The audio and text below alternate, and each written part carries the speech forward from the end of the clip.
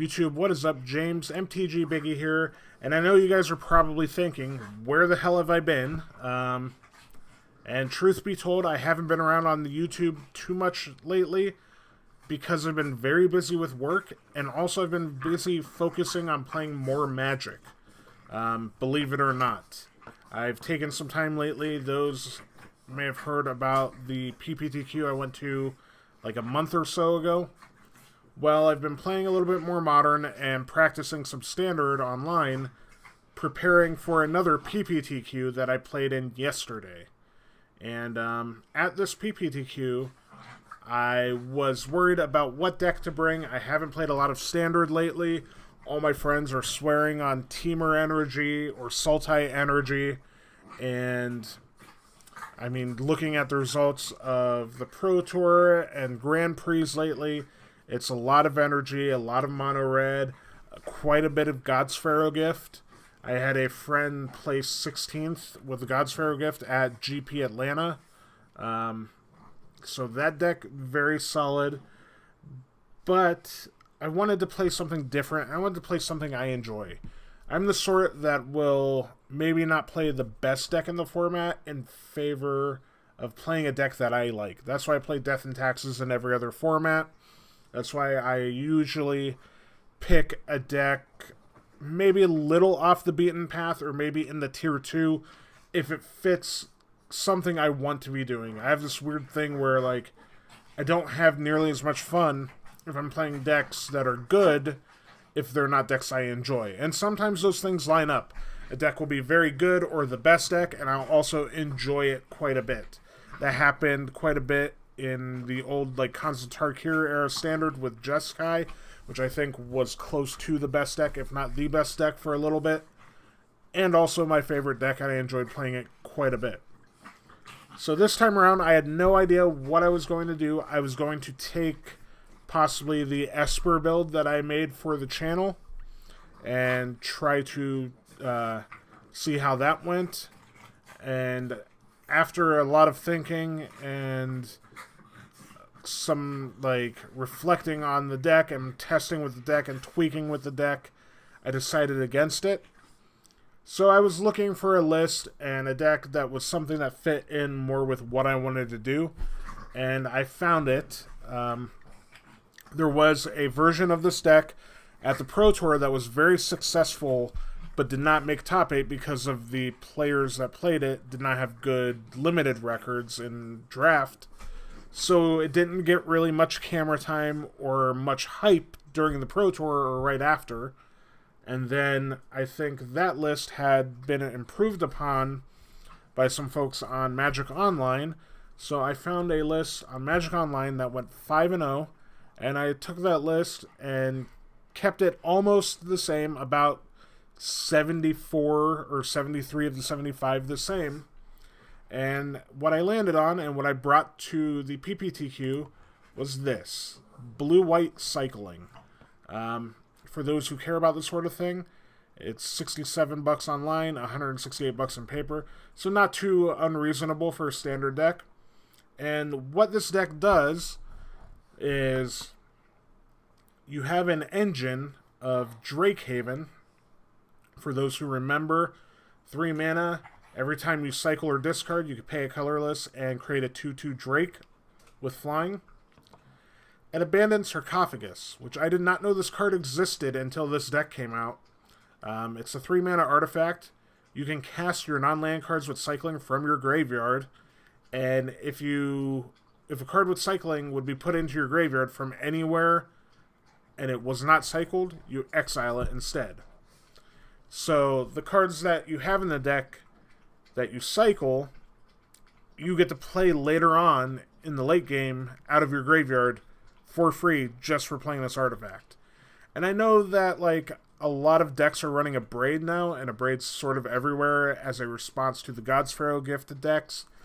However, this engine of Drakehaven just works by itself with cyclers. The Abandoned Sarcophagus helps you go late in the game, and it helps you have a better plan later in the game than most decks have. But you can definitely skip this plan and just focus all in on the Drakehaven and still have a successful match.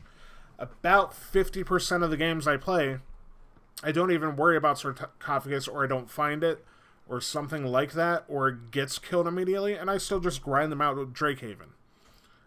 The other part that helps your engine along is Search for Azcanta, as it can help you fill your graveyard. It can help you search for answers. It's just a good card in this sort of deck, and then you're just in a blue-white control shell. You get to play some weird cards because of the fact that you need cycling to fuel this engine. So, the good cycling cards we have are 4 of Censor, 4 of Cast Out, and 3 of Hieroglyphic Illumination. And then we have some bad cycling cards. But the bad cycling cards are great in our deck because they make 2/2s. So we have 4 Renewed Faith, which is 3 mana, gain 6 life, or cycle for 2. And when you cycle it, you gain 2.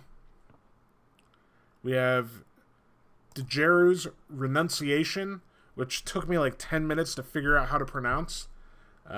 It's a white and 1, tap up to 2 target creatures with cycling for 1 white.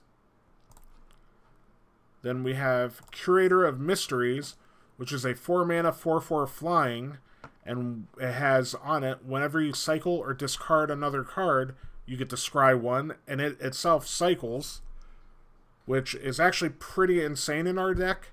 Not only is it a relevant body that gives us another piece to a puzzle to give us more card filtering and advantage with the scry trigger, but every time we see this card in our opening hand, we just cycle it away and don't worry about it until we hit the Sarcophagus. And then we just have this 4/4 out of our deck, almost like a pseudo Eternalize, where we just get to cast it out of our graveyard. In addition to that, we are playing a suite of... Oh, one more cycling card, sorry. Countervailing Winds, which is 3 mana, counter target spell, unless its controller pays 1 for each card in your graveyard. Those who recall Madness back in the day, we had a card called Circular Logic that had this same text, but also can be Madness. Not quite as good, but in our deck, really solid, and 9 out of 10 times this is going to be hard counterspell, because we're dumping a lot into our graveyard, and it cycles for 2. So early in the game, we can cycle it out to filter our draw, or we can cycle it and make a Drake, and then we just have this counter spell laying around in our graveyard for the late game. And then we have 3 Fumigates and 3 Settle the Wreckage. So a full sweeper, or full sweeper suite, the full 6 here. And Ixalan's Binding, which is cast out number 5. Because we don't have burn-based removal, and we don't have hard destroy effects like Walk the Plank or Fatal Push, the ability to exile our opponent's things is very important to get us to the point where our sweepers are going to carry us the rest of the way, and then we can build the advantage with Drakehaven and win the game. Another notable part about this deck is Renewed Faith. Gaining a bunch of life is really, really hard for a lot of decks to deal with. So, aside from that stuff, we have 1 of Disallow, and then our mana base is as follows. We're on, I believe, 6 plains, 4 islands, and then 4 irrigated farmlands, blue-white land that cycles, of course, 4 Glacial Fortress, the best blue-white land we can have, and then we're on a Fetid Pools and a Scattered Grove, which are only half of our colors for each of them, so they fix, but they cycle most of the time. And then we're on 2 Shafet Dunes and 2 Ipnu Rivulets, which, a funny story about this, at the PPTQ yesterday, which if I hadn't mentioned yet, I made it to the semifinals of, and ended up losing in the semifinals, but this deck was awesome at the PPTQ, and in a match, I actually utilized my Ipnu Rivulets and my Shafet Dunes to mill out my opponent in a control mirror. So, a sort of weird corner case that worked out really well for me. moving over to the sideboard, we're on 3 Authority of the Councils, 1 Spell Pierce. Authority is for all the tokens decks, the vampires deck, anything like that where they're trying to go wide. You can bring it in against like a Temur or a Sultai deck if you want to try to slow them down.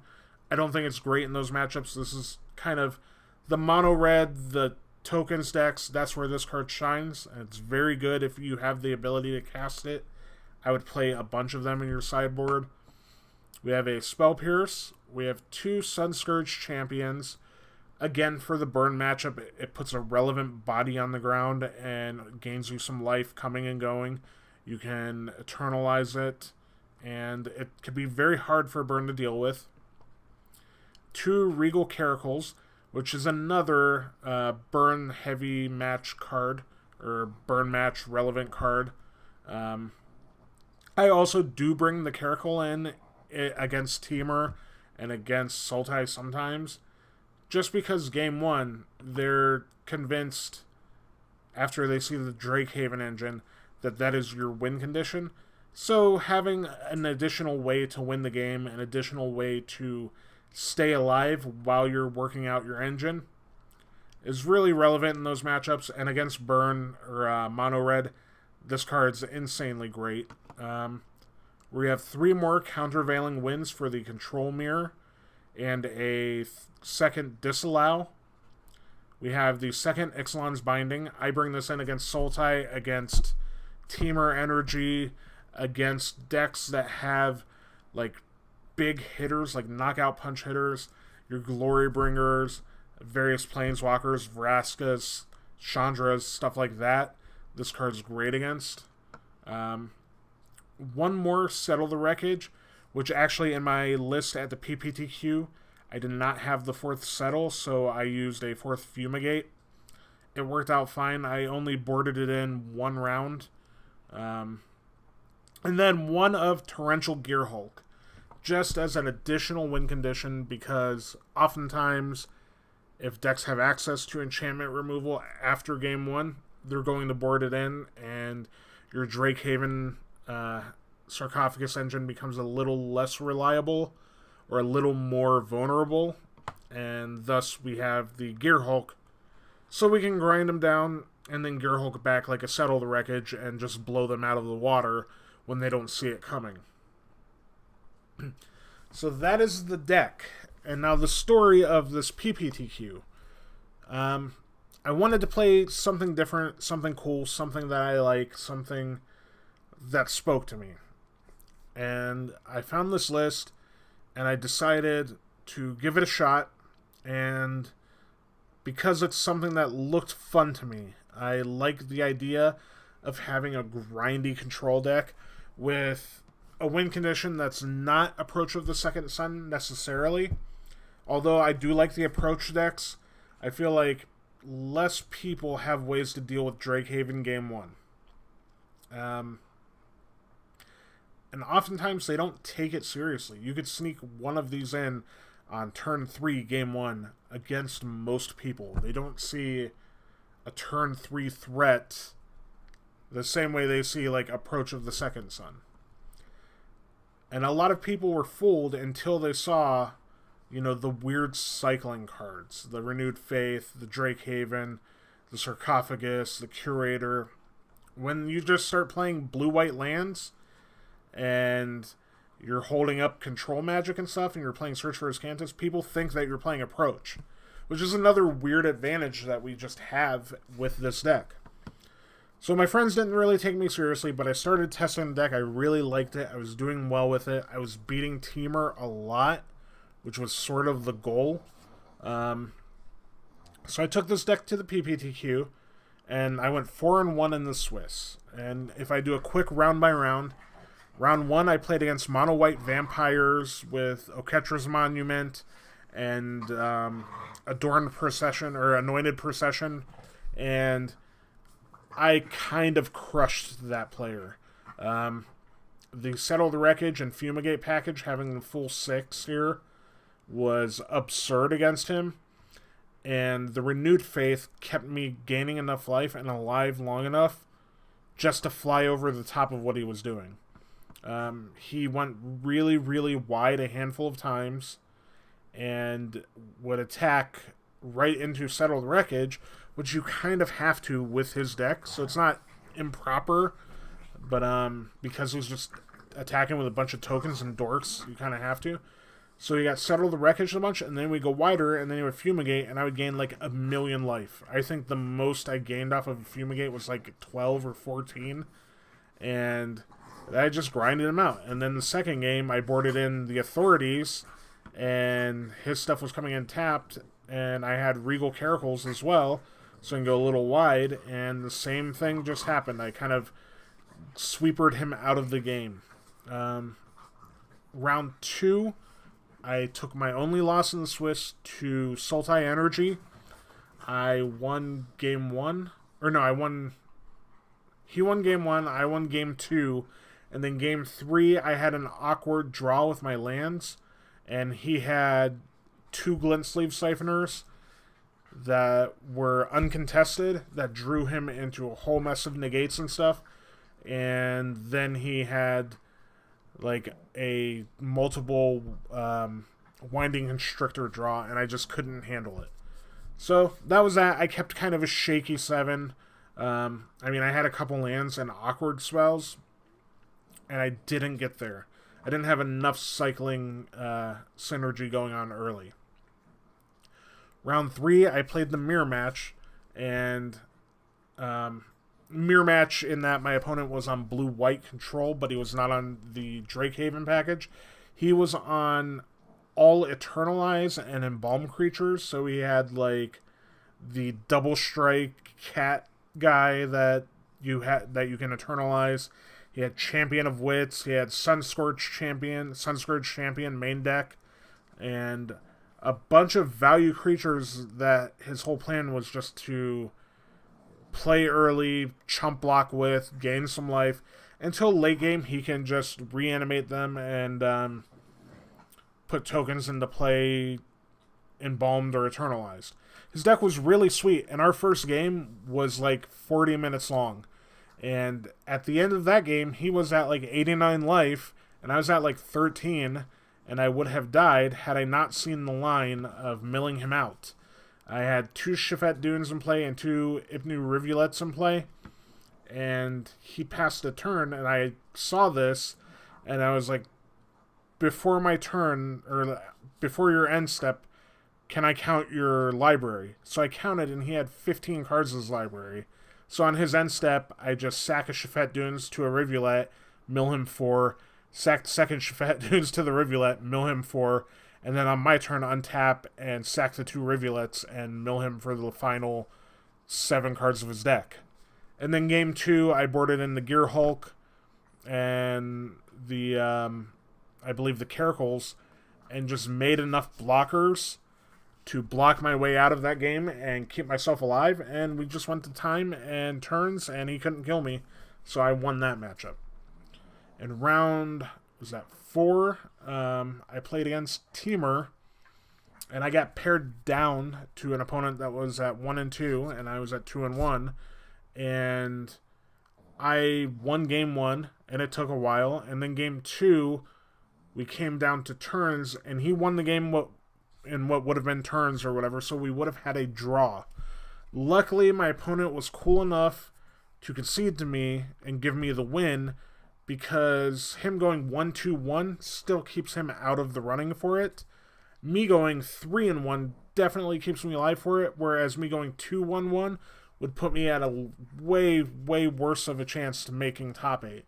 So he was cool and realized that, and he gave me the win.